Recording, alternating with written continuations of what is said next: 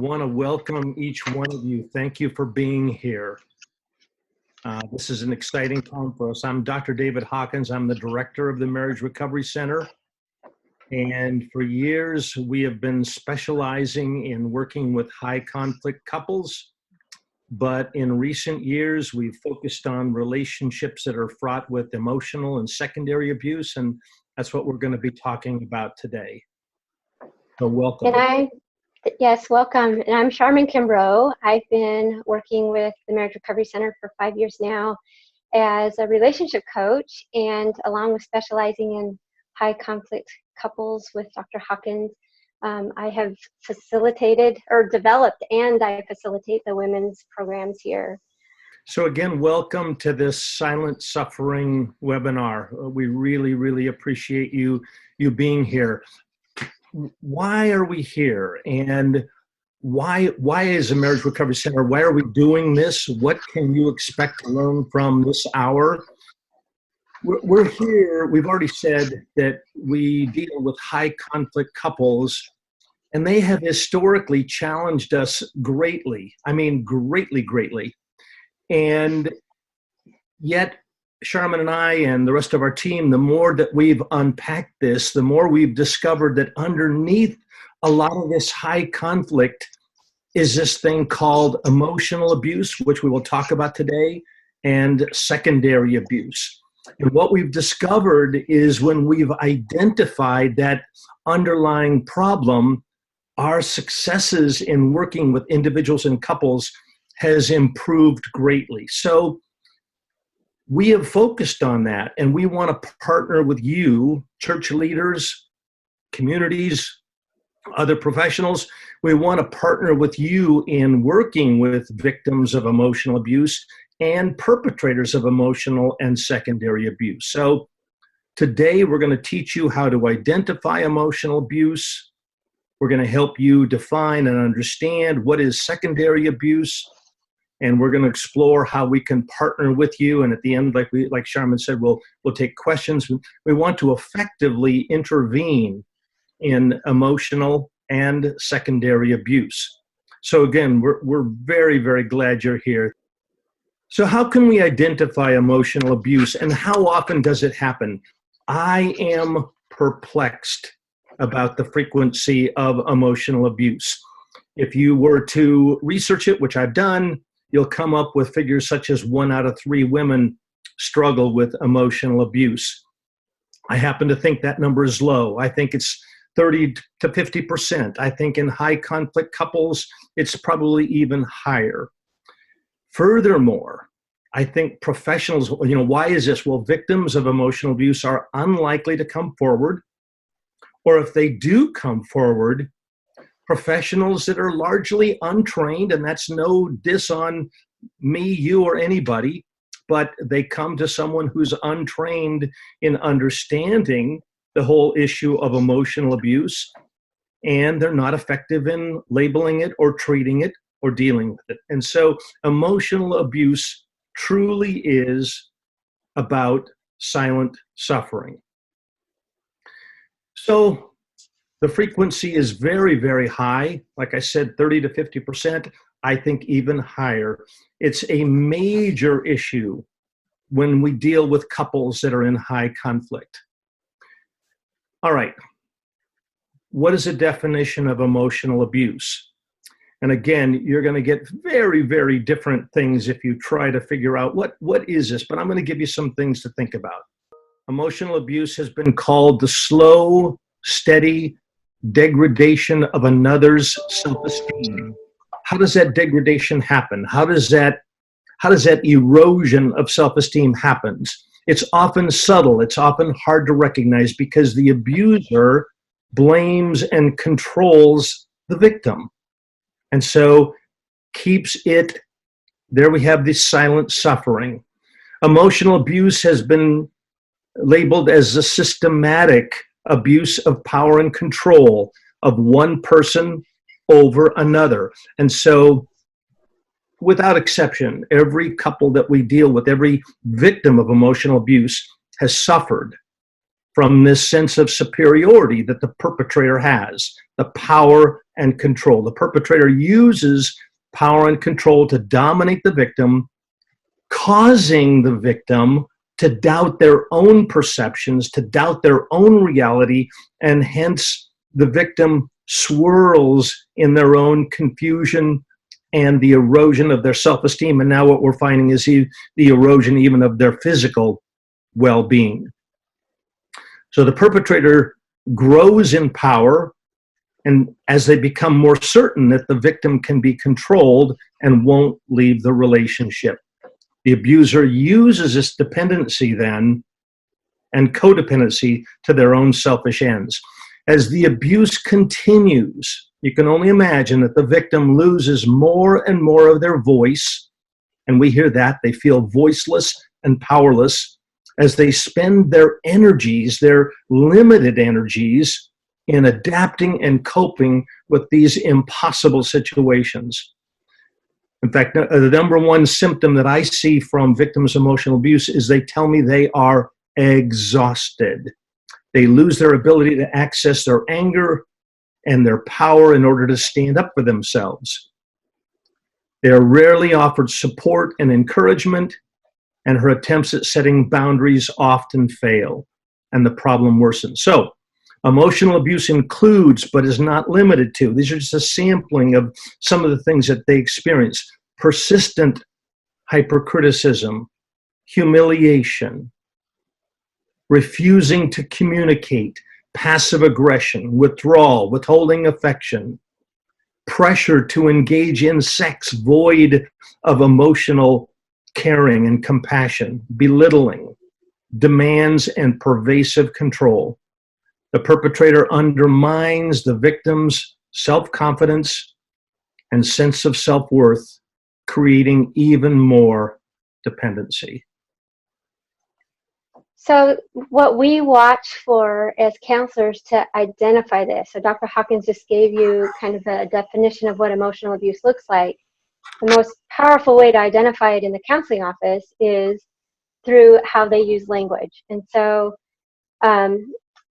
very often how they use words is way more telling than what they're telling you about. So as you're listening to the couples who come to you for help, if you listen carefully, you can tell exactly who is powering over who. Like, you can hear it. So one person is there, the way they're using language shows you that they are trying to understand. They're seeking understanding for what's going on. They're trying to understand how to fix it. They are looking for a collaborative effort to, one, stop the harm, but they're also looking for a collaborative effort to reconnect. Whereas the other person, if it's an abusive relationship, the other person is very often telling you how it is. So they're not seeking understanding, they're just telling you how it is. Very often they are demanding agreement and easily get offended when they're not agreed with. And they are looking for the other one to change. Like, for example, if she could just forgive me, we could move on. Or if she would quit holding me to her unrealistic expectations, we could get along fine. Or she's just hypersensitive. It doesn't matter what I do, I'll never measure up. If you're hearing those kinds of things, that indicates someone who's just trying to get his own way, for example. You'll hear that his goal is actually to rectify the current crisis in some way, to just get back to normal. He's just trying to fix the current crisis to get back to normal so he doesn't have to keep sleeping on the couch, or, wants to stop the divorce. But the abuse victim, on the other hand, is often using very apologetic language. Like, she's showing up as if she is a burden to the conversation. It's almost like she's asking permission to show up. She's asking permission to speak her own mind, or asking forgiveness. I'm sorry, but my opinion is, asking forgiveness for her own perspective or opinion. You'll hear her apologize for hurting him by talking about what he's done to her. So she's apologizing for talking about his behavior. You can tell that she is not normally given the space to speak her own mind. you will hear in her use of language that her goal is exactly the opposite of his. So his goal is often just to fix the current crisis. Hers is to use the current crisis to change the status quo, because she's not interested in getting back to normal. That's what has not been working for her. She's asking for a total change in direction. So if you listen, you can hear how their goals are totally different. The other nuance of language that I listen for is the difference between feelings and narrative. Like, I know that we're taught to teach people, how to communicate better by saying, I feel this, I feel that. However, I think we've missed a step in there, because oftentimes when we state a feeling, we're actually stating our perspective of what we see happening. Not really a feeling, but a narrative of what's going on. So, most often people talk about feelings in terms of how they've made sense of the circumstances. In that case, their feelings are really the narrative. They're not really showing who they really are, because most often this narrative is full of accusations of false belief, of ignorance, of intolerance. And I do want to throw this caveat out there. It's something we all naturally do. In an attempt to make sense of the world, we often say things like, I feel like, I feel that. It's us trying to make sense of what's going on. And it's also a way of kind of creating a false sense of safety from feeling too exposed, because it's way easier to focus on someone else. It's way less vulnerable to point to someone else's behavior, like if they would just stop doing that, than it is to actually say what we really do feel, because that feels vulnerable to say, I'm actually feeling really unloved or alone or disconnected. But what happens is, if we then act out of the narrative, we act out of the story we've made up as if it is the truth, we don't allow for real understanding or connection. So, for example, if our behavior is dependent upon the story we've made up, we don't even give the other person a chance to show up authentically. So that's a way of powering over other people, is we've decided what they're thinking. Put it in terms of your clients. They've decided what the other person is thinking. They've decided what the motives are. They've decided what's going on. It actually puts a huge wall in there that doesn't allow for connection and doesn't allow the other person to speak for themselves. So, whatever it is they've come to believe becomes a foregone conclusion, so to speak, because the narrative often becomes a self-fulfilling prophecy, because we get what we're looking for, right? So again, you cannot connect to someone. Your clients cannot connect to each other, cannot connect with themselves even, when it's all a figment of what they've made up, like if you're going by the narrative. So all that to say, as we're listening for that, it becomes really important to pay attention to, are they really speaking for themselves, for what they're feeling, which most often, almost always boils down to alone, insignificant, and unheard. Like, those are our most basic feelings. If they're not speaking from that place, but their feelings are all the narrative, then it shows you the huge walls, the huge disconnect, and more than likely puts you in a place to have to try to mediate an argument, because the narrative is almost always an accusation. So the easiest way to identify a narrative versus feelings is, one, if you can substitute I think for I feel, so I think instead of I feel, that's a really easy way to substitute, to decide whether or not you're listening to a narrative or a real feeling.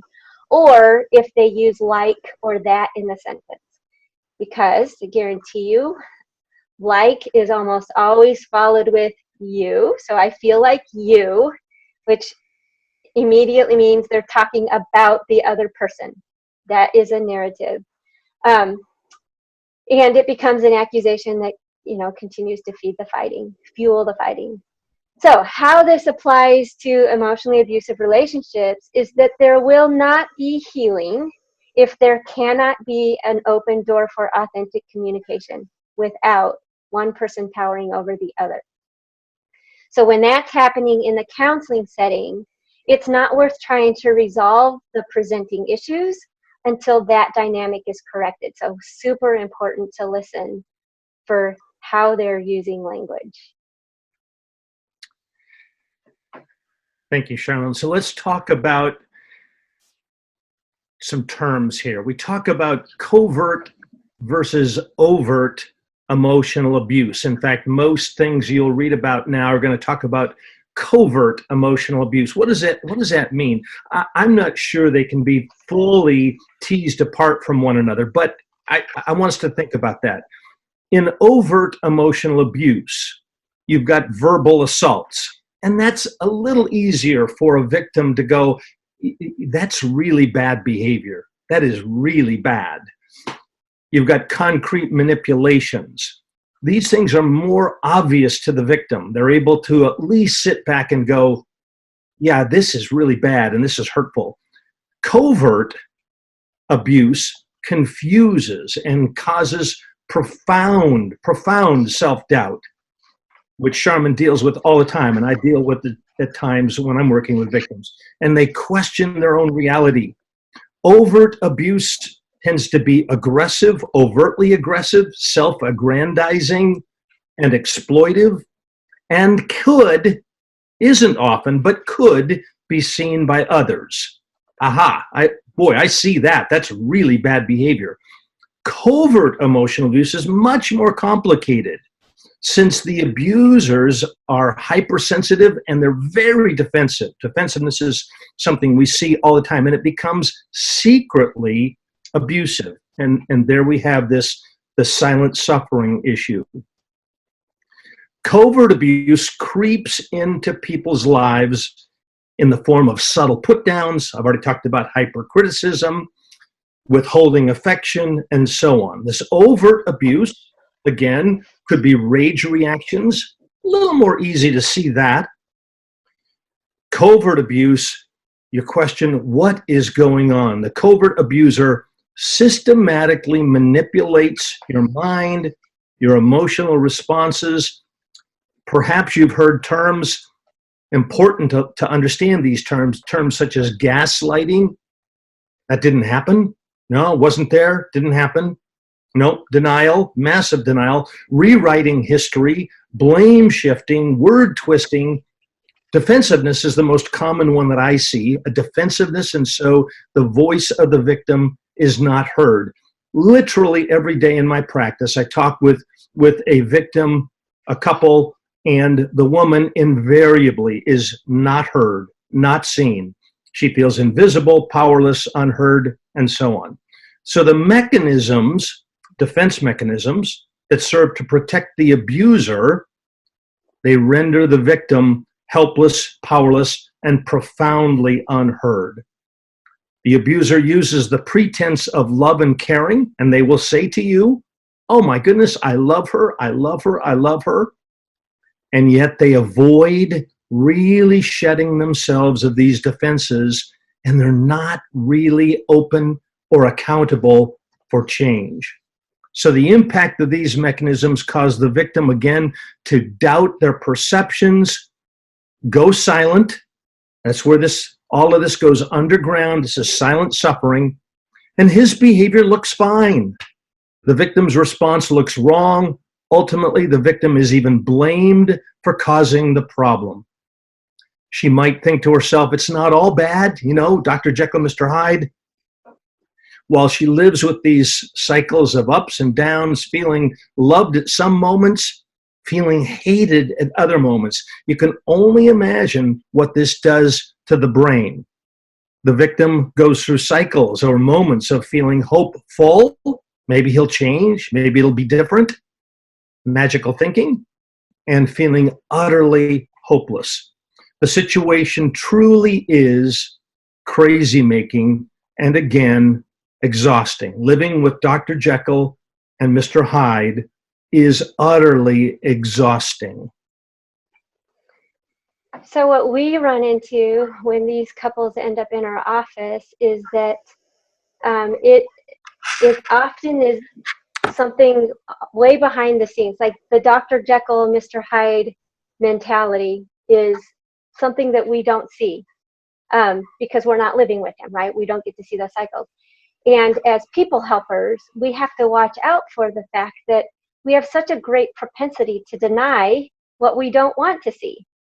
And when we also rub shoulders in our churches or the community with, the clients, and we think we know him or her based on our experience with him or her, rather than listening to the spouse's experience of him and her, that's where we run into secondary abuse. Like, we create more harm because we go with what we think we know about this person rather than what their spouse is saying. So again, we have a great propensity to deny what we don't want to see. And when we think we know this person, we tend to listen to what we think we know rather than lean into what their spouse's experience is of them. And what that leads to, and this is what we have to watch out for, is we then tend to give counsel or advice based upon our own narrative, our own bias of what we think we know about this person. And that leads us, unfortunately, to tend to dismiss and minimize and rationalize the harm in all the same ways that the abusive partner does. We become a compounding part of the problem. So the same thing happens, unfortunately, when we rush into using scripture to counsel them without properly diagnosing the need. So if we're thinking we know really what's going on based on our own narrative of this couple, we tend to give medication, so to speak, based on what we think the real underlying problem is. But your bias may be that he is actually a really good guy because look at what he's like in public.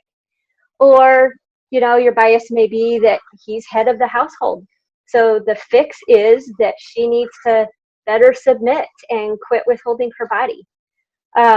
Your bias may be that you believe that they simply need to do more to live at peace with each other, because that's a biblical concept, right? But when you counsel out of your biases, you will more than likely give them Bible studies to do or well-meaning books to read that actually completely cover up and dismiss the issues of power and control that actually resemble one person acting almost as if he's God of the home. He's above the rules. He gets to make the rules, and falsely believes that he has the authority to control the life and the personhood of the other. That's something to watch out for. Those biases lead us to actually compound the problem happening within that family. And in the end, none of it looks like God designed a marriage to look. An important thought is that love ceases to be love when free will is taken out of the picture. And our biases make it really hard for us to see when and where free will has been hijacked. So when couples come to you for help, most often you will get sucked into the presenting issues. Something has rocked the boat. And usually it's a wife finally resisting the status quo in some way. And the conversation with you almost always starts with whatever it was that rocked the boat. That becomes the focus of the counseling. So her resistance, or however badly she is acting out against, again, whatever rocked the boat, whatever the behavior has been that has initiated this. But when they first come to you, it's almost automatically she becomes the problem, according to what the presenting issues look like, because her reaction probably is not good. She's probably been pushed to the edge of raging, of withholding herself, of clamming up, of not talking, like all kinds of ugly things. But those are actually just symptoms of the underlying problems.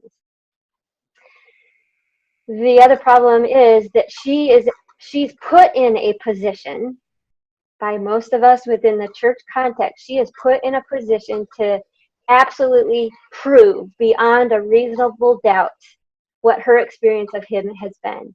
again, compounding the problem. She can't just say, I've been mistreated and this is how. She has to have documentation. She has to have proof. She has to have biblical references to back it up. Nobody just believes her. So the typical mode of operation of an abuser is to poke and poke and poke and poke, and then cry foul when they are disrespected or it's not working for them. That's what lands them in the counseling office most often, is when he cries foul, right? But we have to look at this and see where he's not even acknowledging where he's poked and poked and poked. Like a kid, my boys used to do this all the time. But I see it in marriages too. Poke and poke and poke, and then cry foul when they're disrespected or she rejects it in some way. So we've got to be able to look at the context enough to go, wait a minute, these presenting issues are more than likely always symptoms of underlying destructive habitual patterns of behavior. So church counsel, unfortunately, rarely allows a woman the freedom to challenge bad behavior. There's all kinds of verses used to keep a woman from challenging bad behavior. And in an abusive relationship, a quiet and gentle spirit is actually better defined as a silenced spirit. Her spirit definitely is not feeling quiet and gentle, but she's definitely silenced. She's going to feel even more alone, even more abused, if we don't recognize that and give her room to speak. And if we don't give her room to speak without making her have to prove her point, she learns that her family, her church, her social network, and that culture isn't there to help her, and that she does not matter. So these are the effects of secondary abuse. So you can hear that this is all really complicated stuff. It really is. It confounds me at times. We want to help you make good decisions about when to refer out, when to counsel within your own church, your own organization, and we're gonna throw out some ideas for you to be thinking about. When I thought about, I was asked the question, what kind of training, how much training should one have? This is a new field. The field of emotional abuse is relatively new. I thought back on my own training, and that is when I was trained in the field of domestic violence, which emotional abuse is really part of that. But domestic violence came out 20 years ago. Whatever we learned about it, I was required to take 30 hours of perpetrator training as well as 30 hours of victim training. I think in the future, we're going to see the same thing. I think we as people who treat emotional abuse, we're going to want to make sure that we're getting trained and we've got experience.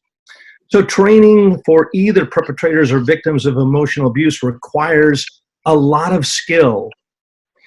We might think to ourselves that having compassion is enough. It certainly is required, but it's not enough. So compassion is foundational to be even interested in working with these highly complex relationships. But it's not enough. Why isn't it enough? Why isn't compassion enough? Well, we've already said, consider these situations. Much emotional abuse goes undetected. It's silent suffering. It's clouded by massive denial. Sharmen and I have to be very incisive. We have to cut into a relationship and look very deeply at what's going on. So it requires a lot of skill, a lot of patience, a lot of insight, maybe even a little bit of a tough skin at times. We're going into difficult situations to hold a perpetrator accountable for troubling behavior that they deny. And the subtle patterns of abuse, and the victim who also denies at times. So we've got to be willing to probe for deeper understanding, and this requires seeing beyond, as Sharmen said, seeing beyond the obvious conflicts and going deep into what's underneath the symptoms that we see. seeking to fully understand the power differential, the abuse of power and control, the subtle, covert abuse. So as important as training is to appropriate care, there's nothing, in my opinion, that prepares the helper quite like experience. I say often, I am learning more every day, and I've been at this for years and years and years, but I'm still learning. Listening to the stories of victims tell about their emotional abuse, and to give them an atmosphere where they can unfold what's really happening has given me so many insights. And then sitting with perpetrators again and again for hours upon hours and seeing the ways they manipulate and abuse power and control and defend themselves, there's nothing quite like having training, but then having compassion, but then having that good old experience. But anybody in a helping role, myself included, is in danger of using the tools that we're most comfortable with and failing to really challenge ourselves to get beyond that, to learn more. We're all guilty of that. So we've got to be mindful of what's happening in front of us and be willing to dig deeper and to go at what's really happening. So the first task that you will face, that I face, that Sharmen faces, is the task of assessing a situation. Okay, that's kind of obvious.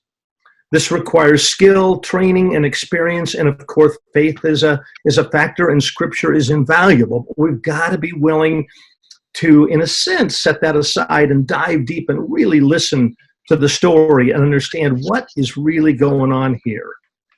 Perhaps the most important thing any of us can do is to ask really good questions.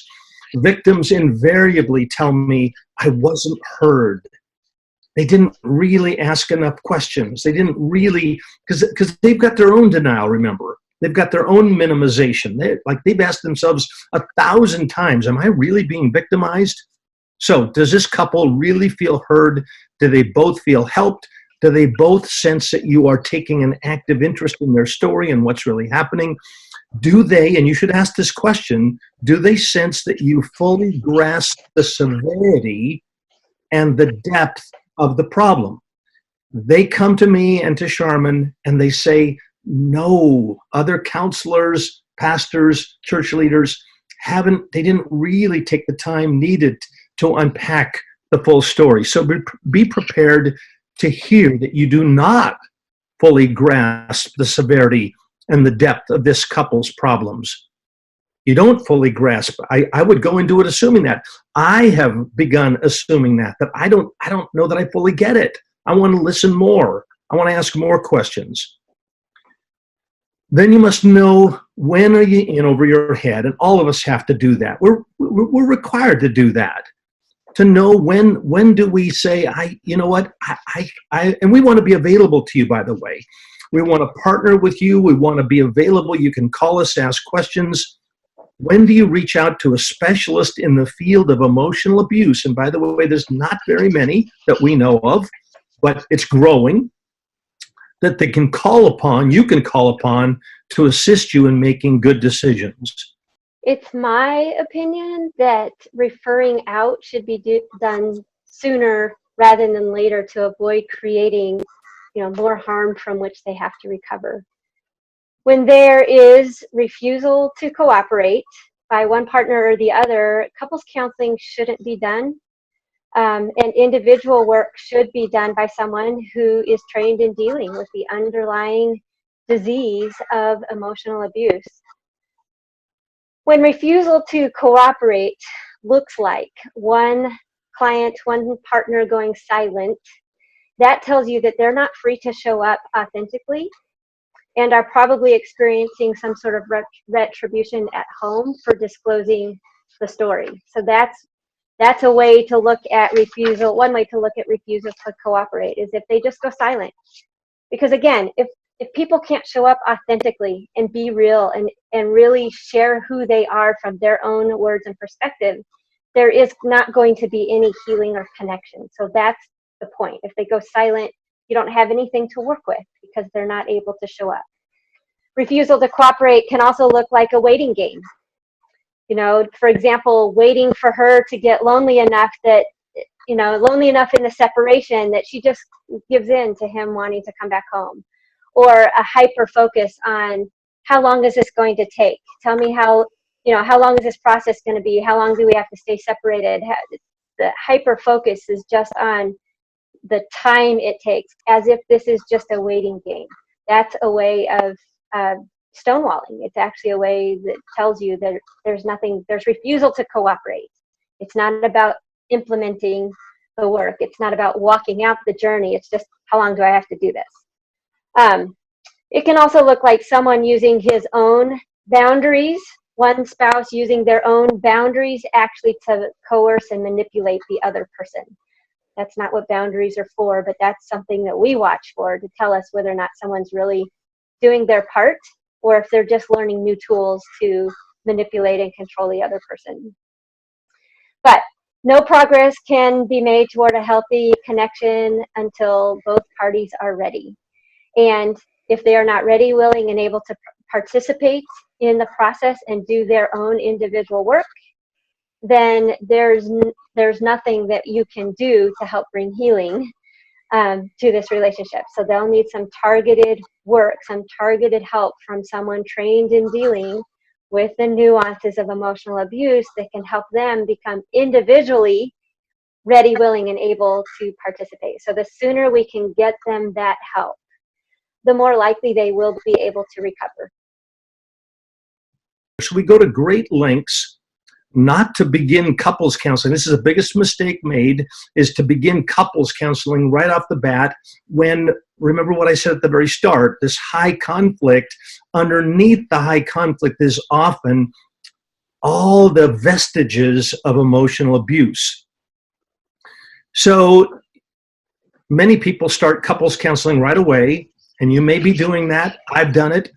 And then that runs the risk of reinforcing the covert abuse, and the perpetrator of the issues don't really get dealt with. And so, the foundation of this relationship that is so fractured and so troubled that needs to be teased apart isn't done. So what we're trying to do at the Marriage Recovery Center, we don't want to just, to use a phrase, tell the victim to stay and pray, it'll all be fine. It won't. And we also don't emphasize run for the hills, which many of our colleagues say. We don't necessarily believe that. We want to assess the situation. We want to make sure that the abuser is held accountable for their problems and that the victim receives appropriate help and regains her voice and sense of self-esteem. While this may all sound simple enough, it is anything but simple. And Sharmen and I talk all the time, and the rest of our team, we talk all the time.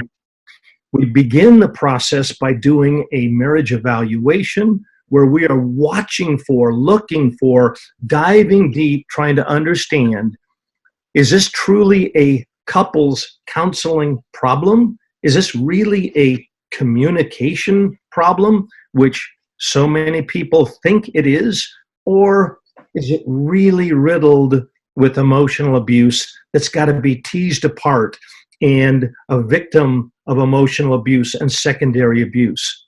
So we do the marriage evaluation, and if emotional abuse is present, we assist both to get into appropriate programs. We've got a program for victims, we've got a program for perpetrators, and at the right time, if it's appropriate, then we bring them together. So after involving individuals in their own extensive healing programs, and Sharmen knows this, my team knows this, I'm thinking perpetrators need more and more and more treatment than I even thought a year ago and 2 years ago. But we're growing.